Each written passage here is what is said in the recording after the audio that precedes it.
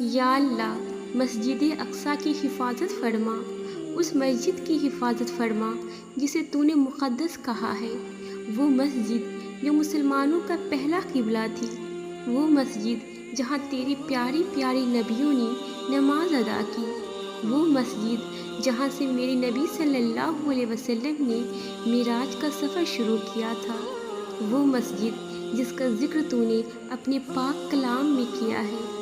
یا اللہ اس پاک گھر کی حفاظت فرما۔ یا اللہ اس مسجد کے لیے دیکھ کیا کیا ہو رہا ہے، لوگوں کے گھر لٹ رہی ہیں، عورتیں بیوہ ہو رہی ہیں، بچے یتیم ہو رہے ہیں، ان کے صبر کا انہیں بدلہ عطا کر، یہودیوں کو ان ظالموں کو نشت و نابود کر۔